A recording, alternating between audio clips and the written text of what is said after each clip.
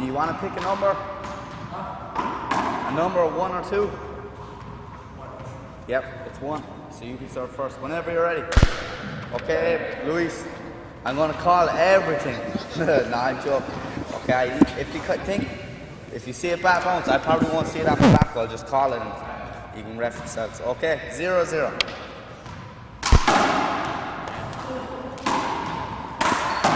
And we are back live from the Tucson Racket Club. You saw the very first rally here. 1-0. Abe Montijo versus Luis Moreno. This is the Big Ball World Championship. Side out. Luis elects to play with no gloves. Really nice to see this Big Ball event, Dave. For the viewers at home, in Big Ball you have to have a different swing than you have in normal 4-wall small ball. You have to use more of a paddle swing, short swings to be effective in this game. As you can see Luis taking an underhand stroke there.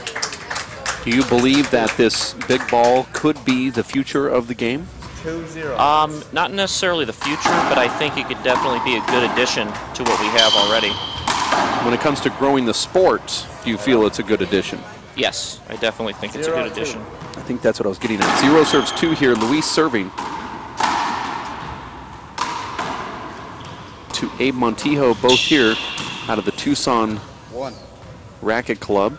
It's the World Junior Handball Championships, 23 and under finals.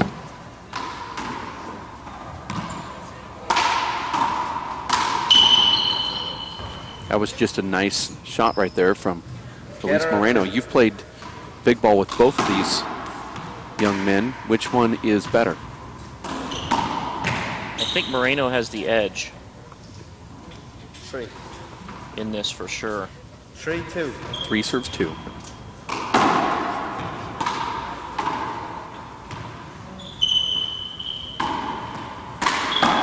Hold it. Do it again. Now, in the way that you play Big Balls, you establish more of the New York one-wall blocking rules with your style. Is that right, Dave? Yeah, I try and really get in the front court and take advantage of the front court with the Big Ball and run the opponents back and forth.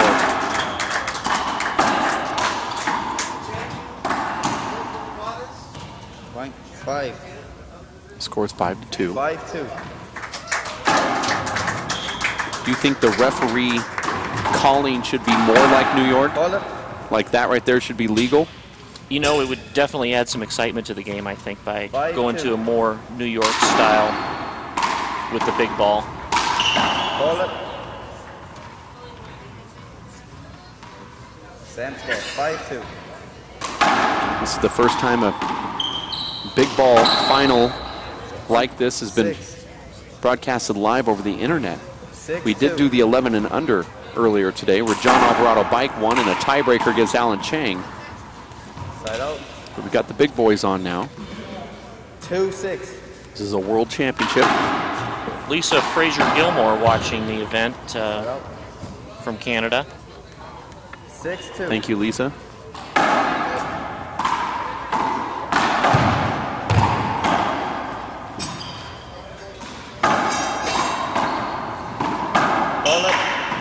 Do it again.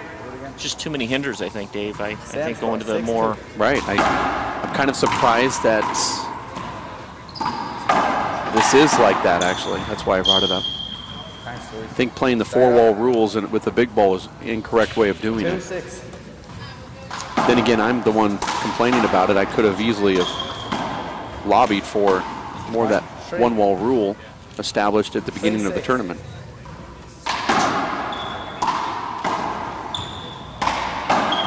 I mean, this is innovative in a lot of ways because Big Ball is played outdoors in the 3-wall court and as well as 1-wall, and even on a 2-wall fronton court. But here inside of a 4-wall court, you don't just see it very often. So maybe next time we'll start changing the rules just a little bit. I'll make you you'll be part of the rules committee, Dave. I'd appreciate that. 7-3. The score is 7-3. That's a hard shot to get back to the front wall. 8-3.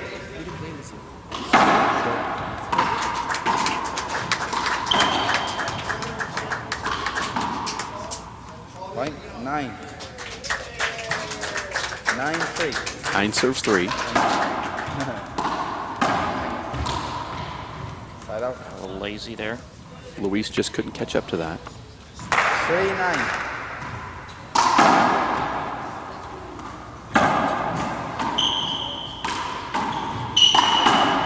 Nice pass shot there by Abe. He also had a good serve. He kind of hit down on the ball.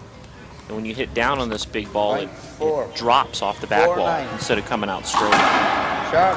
Oh, that was another good serve there. I think Abe's, on his first serve, is going for a fist serve.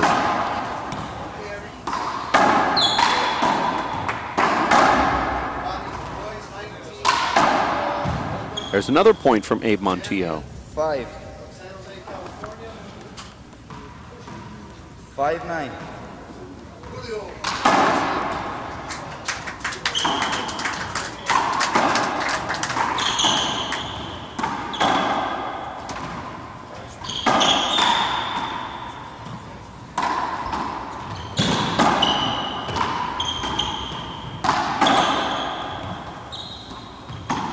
That ball hit the ground first. 6. Nice comeback 6-9. here, Dave, from Abe Montijo. That's a good serve there. Anything deep in the court is tough to do anything offensive with this ball. That's Nice shot right there. It was not what he intended to do, but it was a nice shot nonetheless. 7-9. Sapo is what Abe yelled out in there. Yep, he's looking over here at the webcast booth saying he knows it was lucky. Score is 9-7. 9 serves 7 here.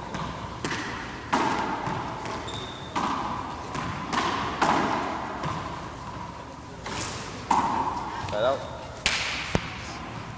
7-9. 7 serves 9.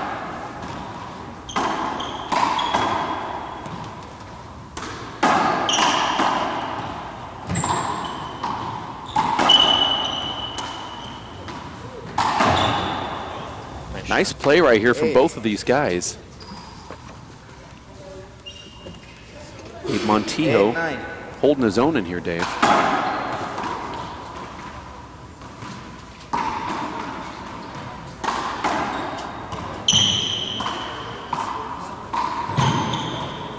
Could have called a hinder there, Dave. Right out. A little bit of a screen.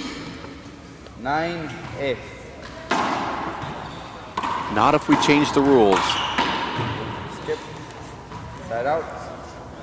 Score is 8-9. 8 serves 9.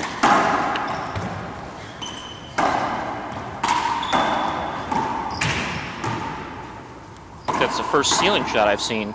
That was, In I this don't think match. on purpose, though. Side out. I don't think he meant to do that, though. Score is 9-8. 9 serves 8. 2 games to 21, tiebreaker to 11.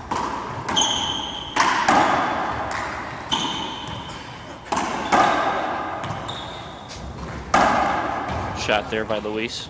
Point 10. 10-8. 10 serves 8.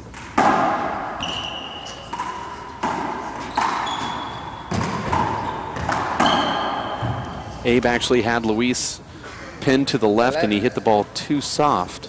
Score is 11-8. 11 serves 8. Bad hander Point there 12. Timeout.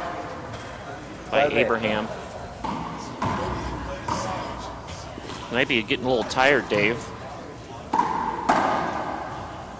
It's a timeout called from Abraham Montijo. Yeah, you know, we're seeing at least 10 shot rallies on every single rally, and sometimes going up toward 30 shots, so that takes its toll. And, you know, the big thing is in this tournament, you said it throughout the last couple days here, is that, you know, we've had multiple drop downs, multiple forms of handball, double bounce, small ball, and big ball. Some of these kids are getting like 8 or 9 or 10. I heard one kid said he had 13 matches in 4 days. Wow. It's a lot of handball, and they're actually wanting it too. So Absolutely. Abe has been one of those guys that not only has he played all those matches, I think he's going into his 8th or 9th match, but he's also been jumping on the court playing double bounce, been part of your clinics, all of that stuff. So Yeah, he has jumped in and played a lot of the double bounce we had with all the juniors, which is good. We had, I think with this morning, Dave, we had about 6 pros on the court playing with the kids. yeah, it's pretty amazing.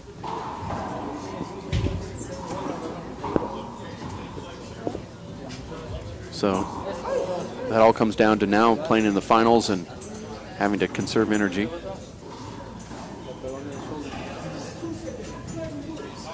We lost the court sound. 2016? No, I'm calling my sister was. Let's listen for the score. Nope. Side out. Or actually, it sounds like we're listening to the court next to this one. I don't know what happened there, Dave. How that could even happen. Like somebody picked up the microphone and moved somewhere. Moved it over to another court. Yeah. That's what it sounds like. I'm going to go ahead and just call this at 14-9 in favor of Luis Moreno. That's a side out. That ball hit Luis's left foot. 9-14 is the score. And I apologize if I'm incorrect, but I think we're close. Oh, is it serious? Yeah. Okay, well, it's like not working. Maybe it's low on battery, I don't know. No, it's just for these days. Oh, okay. Tough rally there for both players, Dave.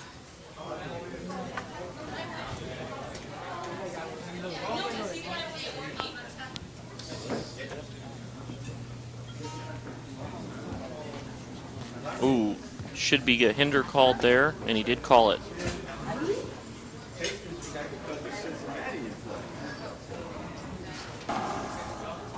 Looks like we got some sound back, Dave. Sorry about that audio technical difficulty. One of the tournament organizers thought that the microphone wasn't working, so they just took it to the tournament desk, and so we were just listening to random conversations.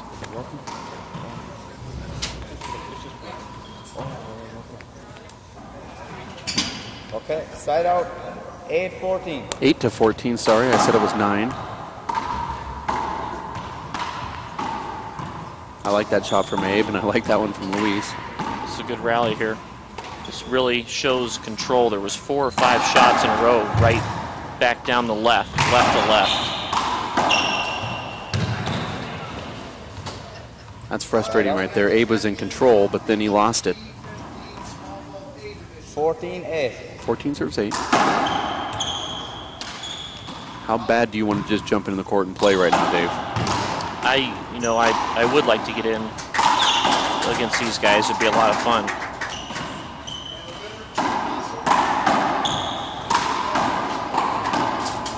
There's a lot of control right there from Luis Moreno. Let's listen to the score here. 15-8.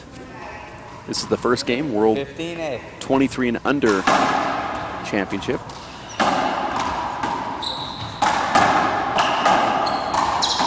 Hold it. Sorry. I just wish that play would be allowed as opposed to calling that over. 15-8.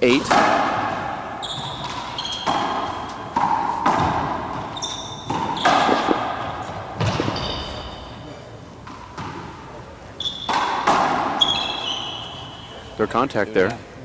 And it actually is an avoidable, isn't it? No, I think the ball hit him, but I think Fergie called the hinder first. He didn't call a hinder. Luis lobbied for the hinder afterwards. Actually, Luis was lobbying for any call. That's what I find interesting about referees. They play that over, but they didn't. He didn't actually call the hinder. He did, yeah, right. He didn't call it before it hit him. Yeah, so that makes me wonder, you know, if you're not going to call it while it's happening and then you wait until afterwards, how could it be a hinder? Certainly made contact. Bad bounce. Same score, 16-8. 16 serves 8. Even though Luis Moreno is here local, the referee, Fergal Collins, from Ireland, has played more handball in the last 6 months on these courts than 17. has Luis Moreno, because he lived here for the summer and was here 3 or 4 days a week. 17-8. Yeah, Fergie was, I know he was playing every day, 5-6 times a week, from what I heard. Yeah, it was crazy. He was playing 3-wall, 1-wall, 18-8. 4-wall, 18 serves 8. Yeah, I don't like that shot from Luis. Luis seems like he's kind of turning it on and off when he wants to.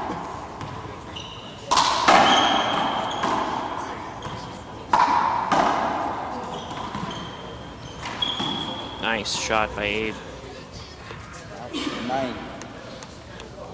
9-18. 9 serves 18.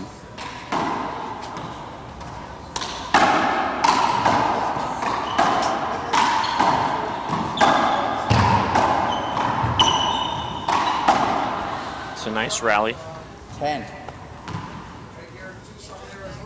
10-18. Start.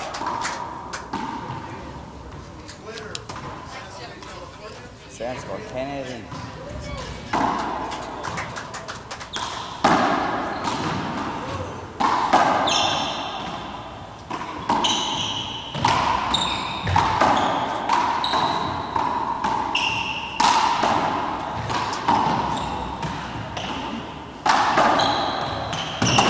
That was with a fist. This is a good rally right here, Dave. Very good. Lots of hits, a lot of running. This is a setup, though.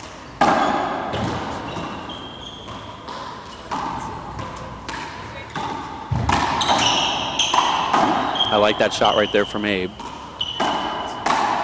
Oh, very nice. Very tough shot to hit. 11. Here comes a timeout by Abe. Timeout by Abe. I saw that 11-18. fist shot to the back wall. The first time I ever saw that, Dave, was when Dan Armijo hit that about 15 years ago in Albuquerque, New Mexico. He's the first player I've ever seen do a fist to the back wall. Interesting. I heard rumors that Randy Moronis used to hit fist shots off the back wall. Is that true? Yes, he did. He did used to hit fist shots off the back wall for flat kills. That used to be about, that would be about 20 years ago, maybe 15 to 20 years ago. Yeah. For that, you guys kind of grew up playing each other. We're watching the 23 and playing with each other, 23 and under World Handball Championships here in Tucson, Arizona. The World Players of Handball alongside Dave Chapman. My name is Dave Vincent. Jeff Kastner in the webcasting booth. You're watching Abe Montijo face Luis Moreno here in this finals on the big ball that we have here today. Earlier, it was John Alvarado Bike defeating Alan Chang in the 11 and under big ball championship. We saw Danny Cordova defeat Julio Garcia from San Jose, both of those in your handball camp. In the 17 and under small ball on the live webcast. Now it's back to big ball again, 23 and under. Speaking of John Alvarado Bike, I've seen a lot of improvement in his hand-eye coordination since Score is the tournament in 11-18. Coeur d'Alene. He's really playing well. Yeah, he's just 11 years old, and he actually has a pretty good all-around game.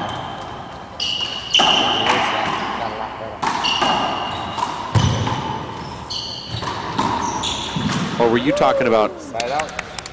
John Bike, your former foe? John Jab is Oh, who I okay, was Jab. You're talking about Jab. 18-11. Okay. Because I was saying that maybe, you know, his eye-hand coordination has also improved.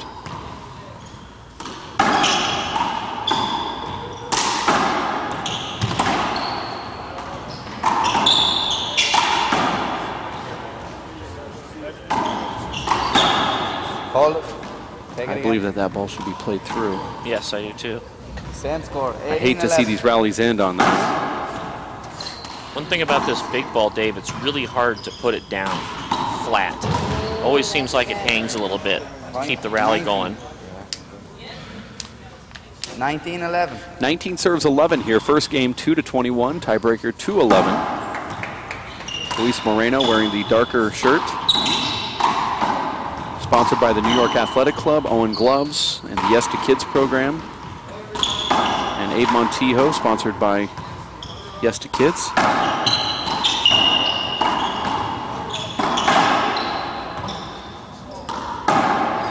Nice kill. There's one of the few flat kills you see with that big ball. Possible match point serves 11.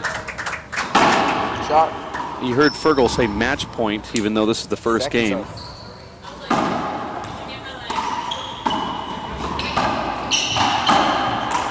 Hold it. Those Irish are confused easily. Same score. 20-11.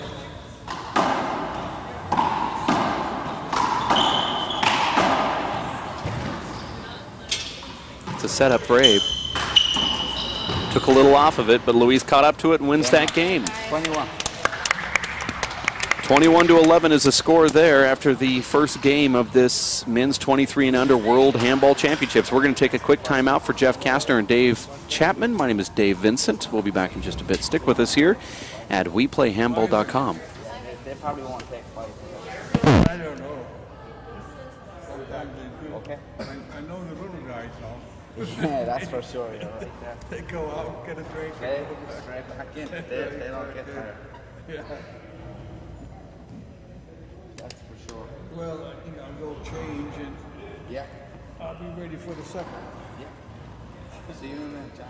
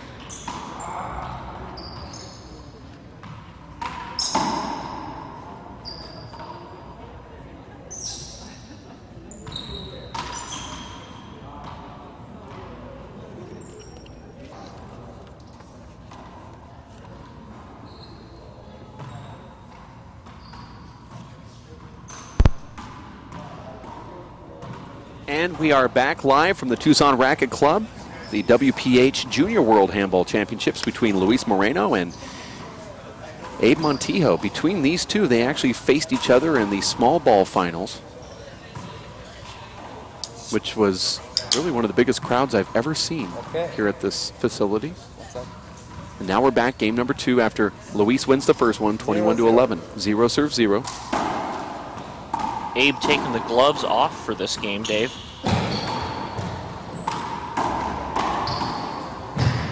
Look at that coverage. That's unbelievable speed right there. Just great foot speed by Luis Moreno. Side to side, he's one of the best.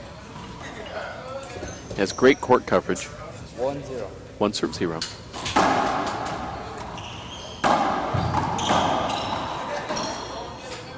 Back wall setup. He's running Abe from side to side. 2.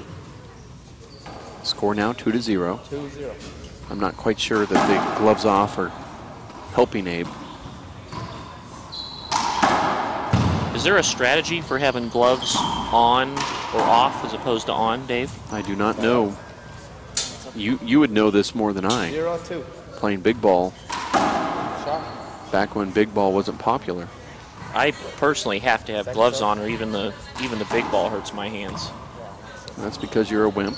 Thank you. Listen for the score, 1-2. 1-2.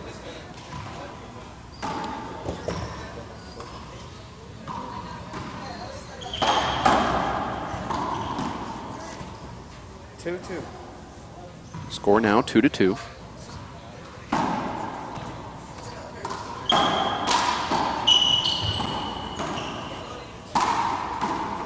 Gary Machart tuning in to the webcast from Santa Cruz.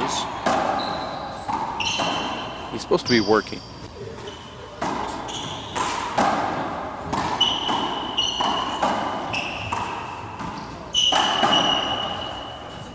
It's a nice no-look pass shot. 2-2. That's a short ball, 2-2. Referee is Fergal Collins from Ireland, making this match an international event. Side out. 2-2.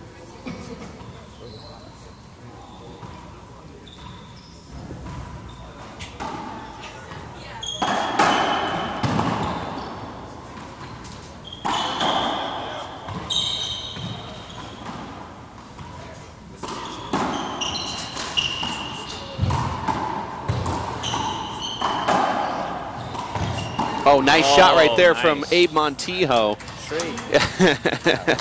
3. Abe giving a nice look back over here to the webcast booth, trying to make eye contact with you, Dave. Yeah, it was a great overhand spin shot. He tried to do it again, but just came up short. I like that shot right there, though. Nice. And Luis picks it off the back. Luis now in control of this rally.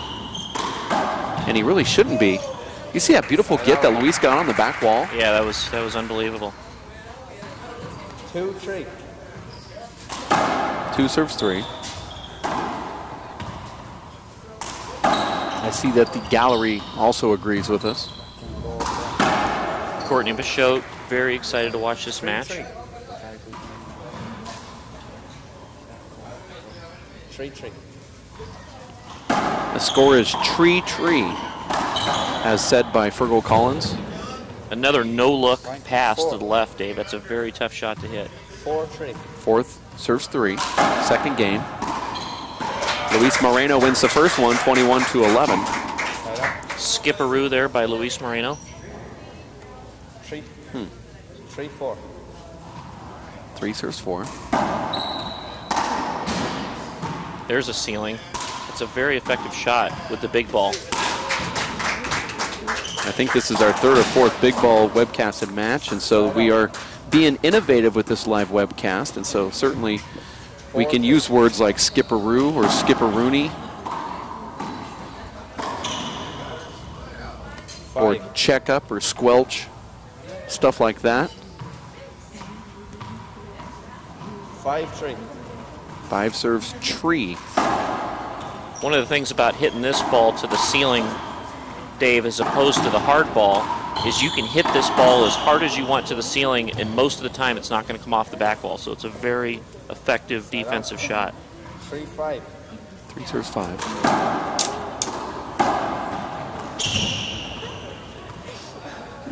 Side out.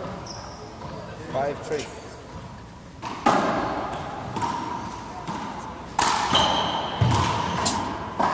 In just a few minutes, we're going to get Rachel Fleming in here from the Success for Kids program, and we're going to talk to her about what she's doing in Phoenix, Arizona. 6. And you are going to take the rest of the day off, Dave Chapman. I think she brought 20 kids. Yeah, 20 That's kids amazing. for Phoenix. Yeah. Oh, I like that shot right there from Luis.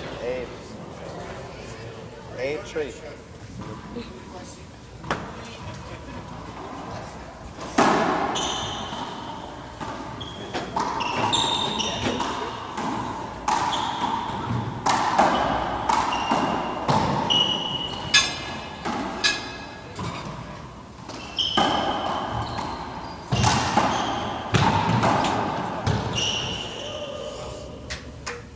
Good athleticism. Luis had to get out of there, so he 9-3. jammed backwards, and Abe avoided the collision and just missed that Side ball. out. No screen called. Side out now. 3-9. During this rally, we're going to go ahead and say goodbye to you, Dave. And you can go back to performing your clinics in the backcourt. We're going to get Rachel Fleming in here from the Success for Kids program from Phoenix, Arizona. Dave, thank you. 9-3. 9 serves 3. This is the second game. Playing 2 games of 21, tiebreaker to 11. Side out.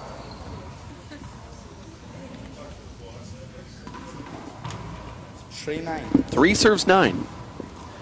As we welcome Rachel Fleming. That name makes you sound like you're, 60 years old. Ooh. Rachel Fleming, but you're only 21, too? 23. 23 years young, and you just competed in the women's 23 and under big ball finals of the women's A division? B. B division. How did it go? It went well. The start of the tournament wasn't really competitive, so the people I was playing were really struggling to enjoy the games, but it worked itself out. Yeah. That's how these drop downs work. Oh, yeah. yes. So this one was a lot of fun. I know I need to get on the court back home and practice a little bit more. Your background is softball? Yes. Okay. So you're an athlete, and you know what it takes to be good at your selective sport, whatever sport that is. And Absolutely. handball, you're seeing it's no different than softball. And I know you played at the collegiate level. That's We're true. scouted to play pro ball. But let's talk about your program in Phoenix, Arizona, called Success for Kids, formerly the Phoenix Youth Handball Association, or is it the same thing? Tell me about it. Tell me what's going on. We are a youth outreach organization, and what we do is we basically start up high school handball clubs in the Phoenix high schools. So, you know, we go in and start recruiting from teachers who think they have kids that would be good for our program, and, you know, the high schools out there have dozens and dozens of kids playing handball every single day on the schools. So we go down and we give it structure. We give them a chance to play in tournaments at the high schools. And then for the select few that really are dedicated, we bring them to tournaments like this. And the way it works is we don't bring our best players. We bring the kids that are the most dedicated to, you know, their schoolwork, to showing up to practice every day, working hard, and also dedicated to the community, because we do a lot of community events. And the kids that show up for all of those things are the ones that we reward with the chance to come down and compete in tournaments like these. That's excellent. That's, you know, we talked to Roberto Chavez from the San Jose team, or Team San Jose, their youth program that they have for juniors and collegiates, and also talked to Fred Lewis about his program here with the Yes to Kids, and they're kind of saying the same thing, that it becomes a lot more about the social aspect off of the court, or how to make these young men and women more socially responsible outside of the handball court, less about handball, but handball becomes the motivating tool that helps them become better young men and women. Not just, let's see how good we can make our kid on the handball court, but let's help out with tuition and help out with their schooling, be there to mentor them really truly as people, not necessarily as handball players, but also as handball players. Absolutely. And that's one of the greatest things about our program is, you know, we have kids who come up through the Success for Kids program through high school, and then they graduate and they either go on to college or get jobs, and a lot of them come back as mentors and coaches for the Success for Kids program, and help to, you know, rebuild the next group of young kids. So it's really a cyclical program, which makes it absolutely immeasurable in how useful it is to these kids in Phoenix. Well, we can look at Abe Montijo in here, and I don't know if you know a lot about the story, but you remember the banquet a few nights ago and how teary-eyed Fred Lewis got when giving Abe an award for one of the coaches of the year. And, you know, Abe came here, and he was at the beginning of the program for the Yes to Kids when Fred took over. Abe, you know, only had the future ahead of him, and what was behind him wasn't necessarily the brightest thing. But ahead of him, Fred and the locals here really turned him around. He's just started his own youth program in the Freedom Handball Association, Freedom Park Handball Association, doing sort of the same exact thing that you're talking about out at Freedom Park, where the kids are playing three-wall. They are in disgruntled neighborhoods. They're in areas that are low-income housing. And so what Abe has done is he goes out and picks them up. He has a vehicle that has multiple seats. He picks them up, drives them to this club. And what we're seeing with these young kids, and they're also seeing it with your program, is that your young men and women are actually opening up doors and holding them for their elders. They're, you know, putting their napkins on their laps when they're at the table, because when you get back home and you assess what is going on, you see that you know, you need to make some improvements here and there, and that's how you allow these kids to grow. And they get rewarded for their behavior. They get to come to the next one. Yes, absolutely. And we tell our kids, you know, anytime they come to these tournaments is, you know, watch what the older kids around you are doing and learn. And, you know, you got to respect everybody around you. You got to respect the ladies in the group. And, you know, they are very, very receptive, which is nice because we know we can send them home to their mothers and they're going to, you know, keep the cell phone off the table at dinner and keep their napkin on their lap, and those are big steps. Yeah, and their grades are better in school and that sort of thing. Absolutely. Score here is 7-10. Abe Montijo down. This is the second game. You see Luis throwing that ball to Abe. 8-10. They're good friends off the court. They play here locally. This is the second game. Luis wins the first one, 21-11. This is the finals of the 23 and under Big Ball Championship.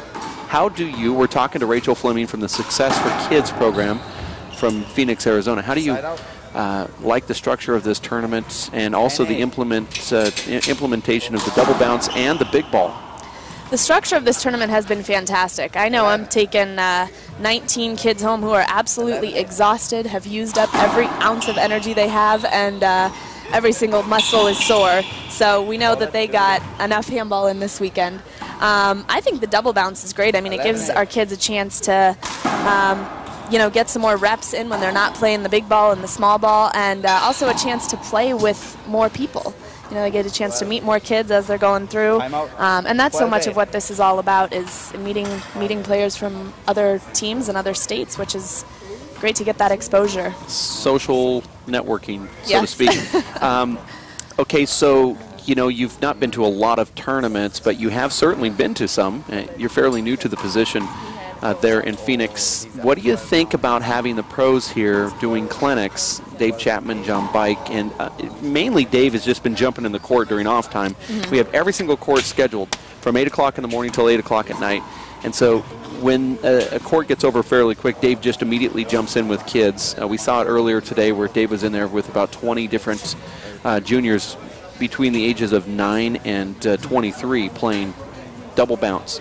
Do you feel that that is helpful, or is it distracting to the kids? I think it's helpful, and I think one of the greatest things is it's been ongoing throughout the tournament, which gives the kids a chance to go into the court, you know, maybe gain a couple of things from Chapman or one of the other pro players, and then go use it in their games throughout the day. So, you know, not only are they learning new stuff, but they get to practice it and put it to use right after they learn it, which, you know, creates the muscle memory and makes them better.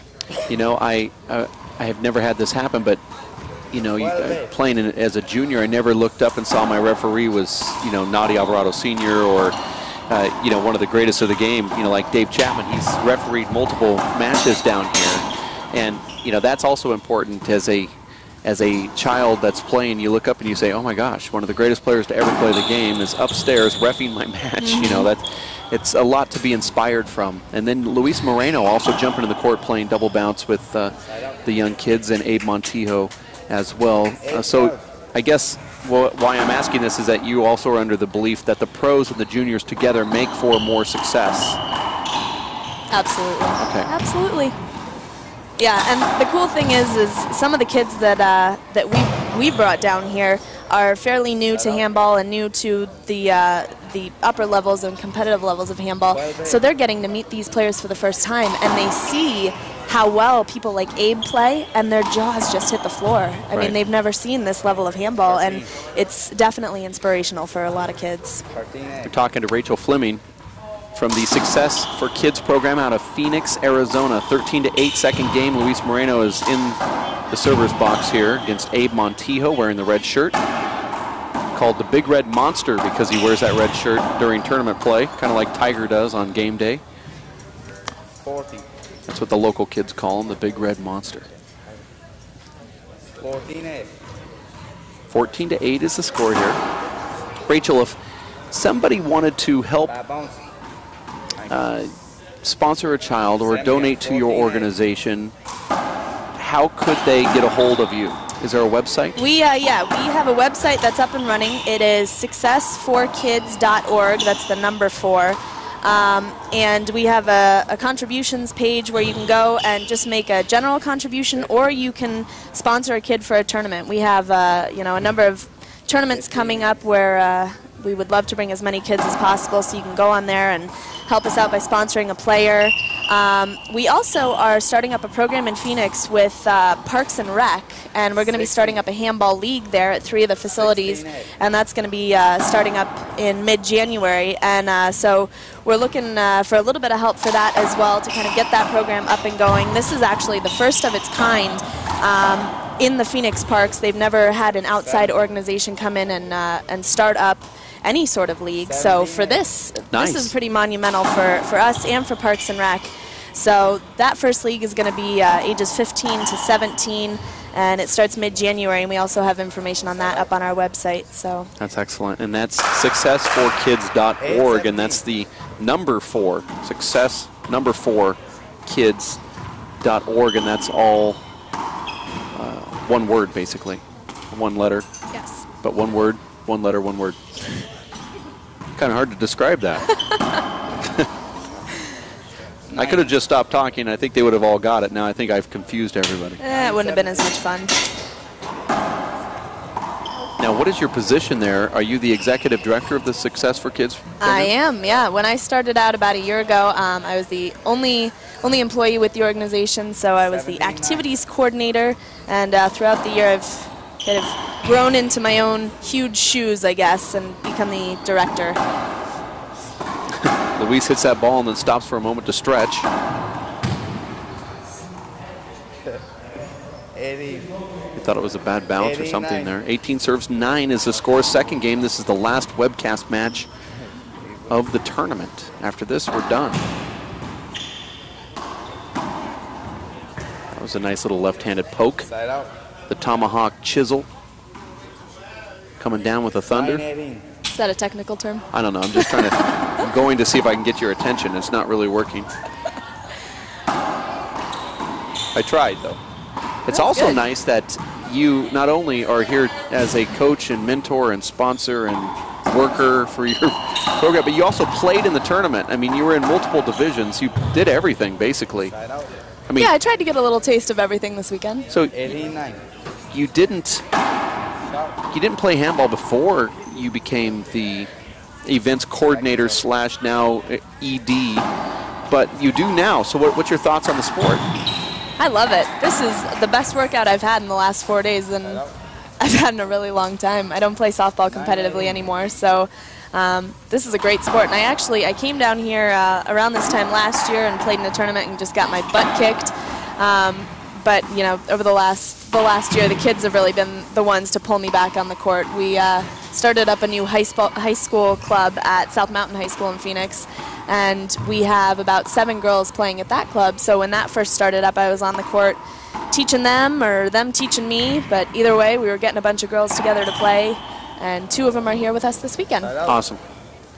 Rachel Fleming from the Success for Kids Handball Organization out of Phoenix, Arizona. Anything else you'd like to add as this game winds down here to the last couple points? I'd like to thank you guys. This has been a fantastic tournament, and my kids have had a blast. That's all that matters. Absolutely. Well, you're welcome. Side out. You don't have to leave, though. You can stay here as we finish this one. All right. 18 serves 9. Luis Moreno looking for 3 more points to win another world championship. This will go with all those other big trophies that he's received throughout his career. 9 serves 18. For those that don't really know geography very well, you're just about, in a car, you're only about an hour and 45 minutes away from here, from Tucson, I'm assuming. Yeah, something like that. Where's your headquarters located? Is it in Phoenix or Tempe? Or? We're in Phoenix, yes. All right. So pretty centrally located around all the high school clubs that we've got, which makes it easier for me because I'm out there a couple times a week. Yeah. Okay, thanks. That's good. Side out. 18-10. We also get the heat, the intense heat during the summer, but it doesn't stop the kids from being out there. That's amazing. They play in 115 or 30 degrees, so. So a lot of that sponsorship money goes to bottles of water? Yeah, that helps a lot too. Let's listen for the score here. 19-8. 19-8. 19-10. Oh, that's a good return from Abe. Well, there's that tomahawk chisel coming down like the thunder. You're going to have to patent that term. No, I'm actually have no clue what I'm talking about right now.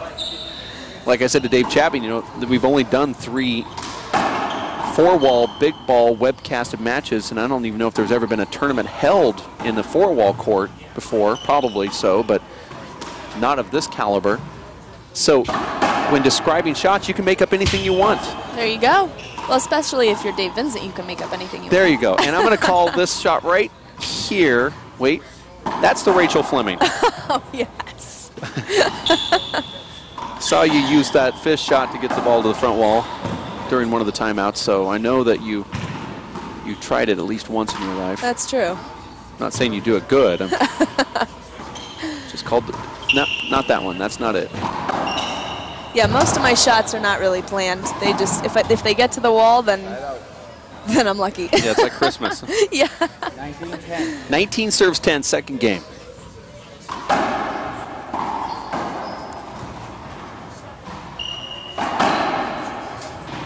Nice driving fish shot from Abe Montijo. 10-19. 10 serves 19. You see the sun just now peeping into the court there. It becomes very distracting when you turn around and look for a ball off the back wall.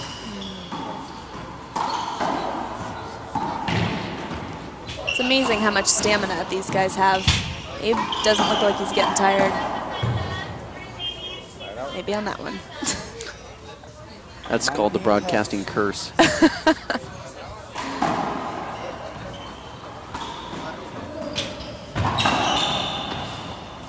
20. Possible match points, so it's 10.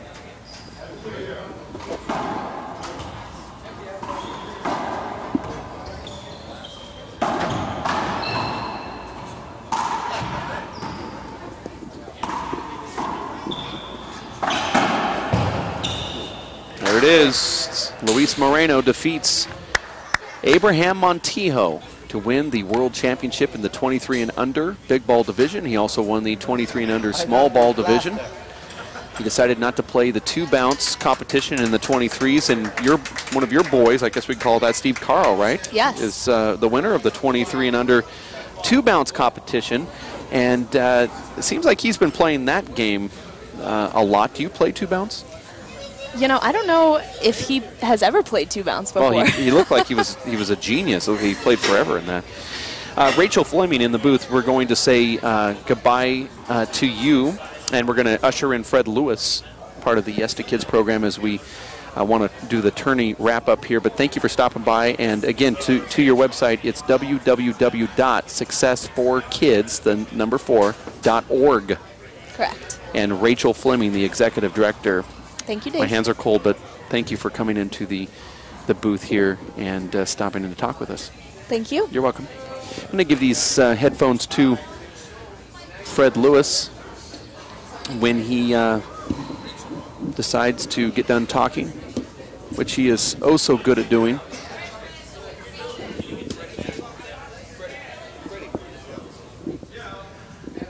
You have tuned in to the WPH Junior World Handball Championships over the last 3 days or so on this live webcast. I want to thank Jeff Kastner from Kastner Productions for helping us get these matches on the live webcast. Also Dave Chapman, John Bike, Dan Armijo, and those that have stepped into the webcast booth, Roberto Chavez, for helping out with this ordeal that we have given everybody. Fred Lewis now stepping into the booth. Fred, it's been a successful tournament, and you've heard that from a lot of people that have traveled from all over the country and even internationally, with Fergal Collins coming here from Ireland and the Cordovas coming from Mexico. Congratulations, first off, for putting on a great tournament. Well, this is a team effort. Dave, of course, you and Jeff, big part of the event, being able to webcast this junior event to thousands of people all over the United States and the rest of the world. Took a lot of effort. A lot of people helped out. In addition, Jim Pichot, Courtney Pichot, and Benny and Bobby Young. We just had a great crew here, and we were able to, pull this off for the last 4 days. Really a monumental task with everything that we tried to accomplish. Talking about what we tried to accomplish, one of those things is implementation of the multiple drop downs.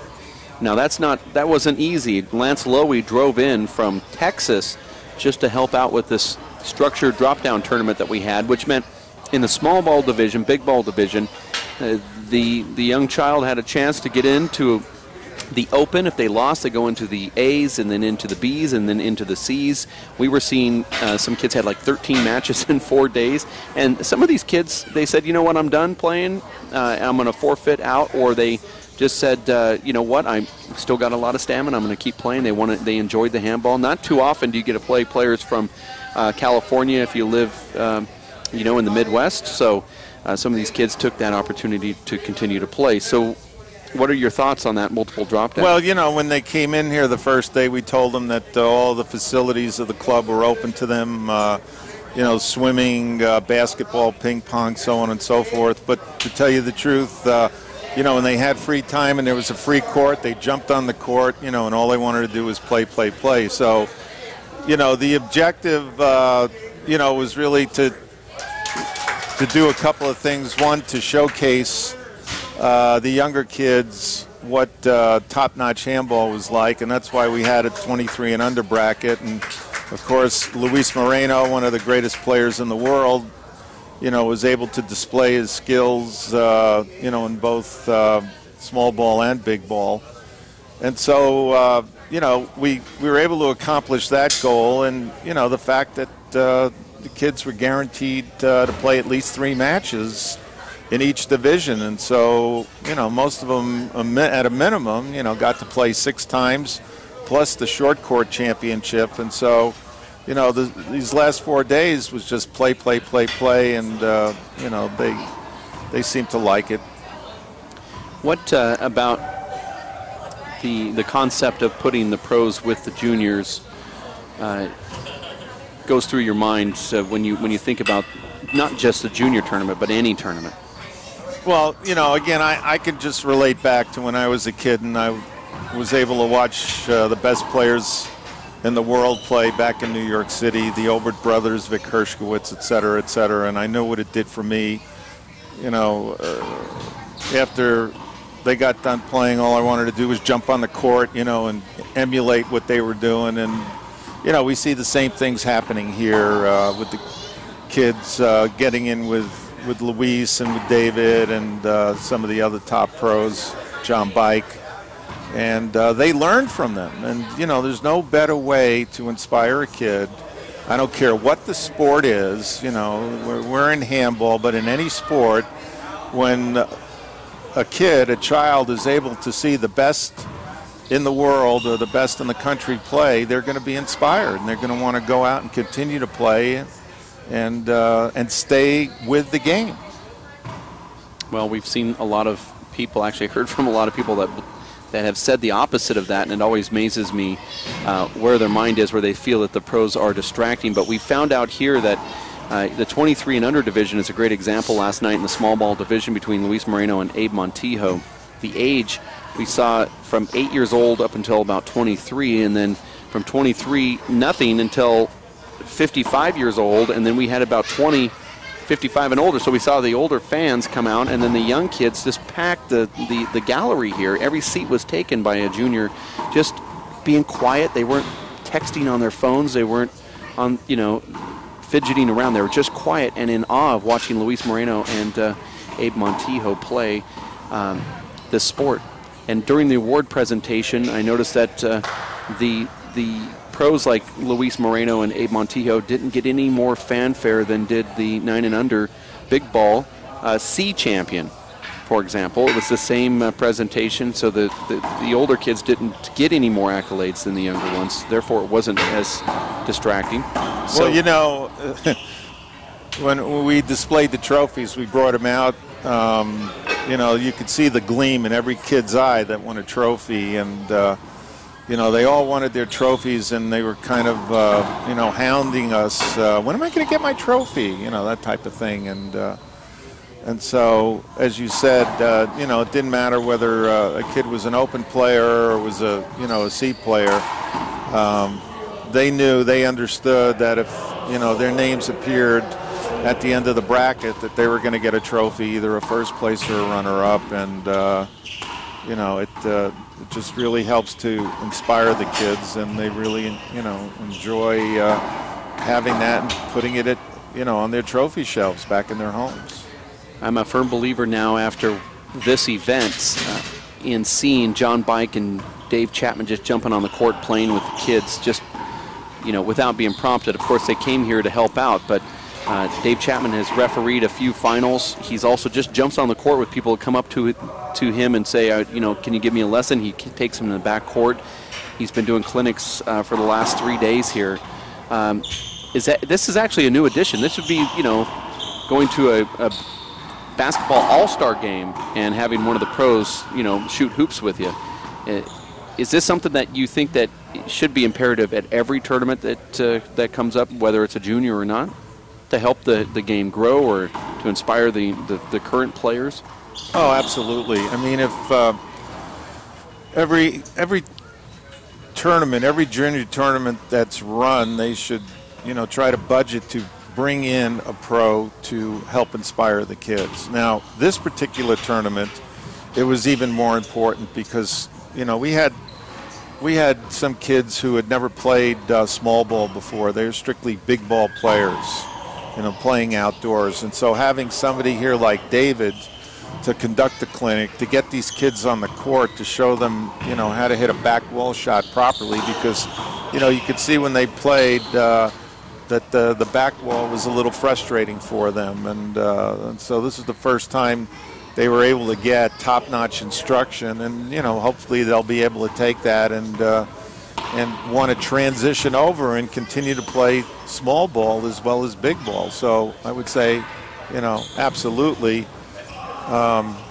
somebody of David's stature, or likewise, anybody else like John Bike or Emmett or any of the top guys that know how to interact with younger people, conduct clinics, they should be a part of any junior event. What's next for the WPH?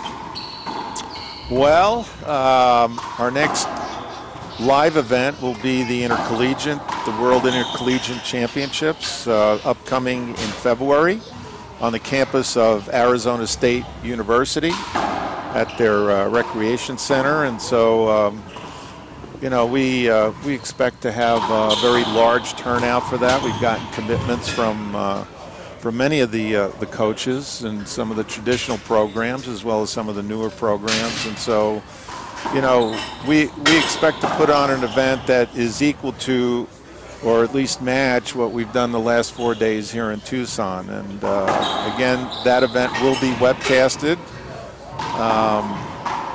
The Arizona State people are ready, to take this on, and it's a top-notch facility, and we're going to go gung-ho for the next 6 weeks or so to make sure that it's another richly rewarding experience for the handball players. Anybody you would like to thank as we wrap this live webcast up for the tournament here, besides those that you named earlier, Benny and Bobby and Jim and Courtney and Ashley Moeller helping with the tournament desk, and Dennis Healy, and those that are part of tournament control? Besides those people, I know we had the caterers from Catalina International Catering, Mr. Stone and his wife, Louise, helped out tremendously, and also Jerry Cronin from Arizona Cottons, and Fred Banfield Mintech, Jeff Helam from Tucson Rolling Shutters, Doug Clark, Kalsa, Guru Meat Kalsa, and Charlie Charveau. Well, I have to thank somebody who wasn't here physically, but they were here in spirit, and that's Jim Garner from San Antonio, Texas, who's a major donor to this event. We couldn't have done some of the things that we were able to do, without the financial help, and Jim, stepped up, and if you're listening, Jim, thank you so much, because we were able to do things first class, just the way we wanted. Had a top-notch banquet, great food. The kids were fed every day here at the club. We had beautiful trophies, and great T-shirts. Everything was first class, and we can't do it without the financial support. And so, if we have the money, we'll continue to be able to run events of this caliber. And as I said, we're hoping, again, with the help of the Jake Plummer Foundation, some of our other donors, particularly Lance Lowy and Jim Garner, that we'll be able to run another first-class event in 6 weeks at Arizona State. Okay, well, thanks, Fred, and thank you, Jeff Kastner, for this live webcast, and those names that Fred just mentioned that helped out with the sponsorship of this live webcast. We're going to wrap it up from Tucson, Arizona at the Tucson Racket Club here in great sunny temperatures in Arizona right now. The kids are all kind of exiting the facility, going outside and enjoying poolside lounging before they have to head back home. So, Fred, thanks for everything that you did to help put this event on. And thanks to you, Dave. Great job. Great team effort. Welcome.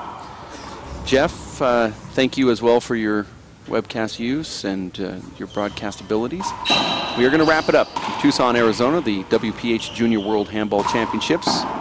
My name is Dave Vincent for Jeff Kastner and Fred Lewis. Thank you for tuning in.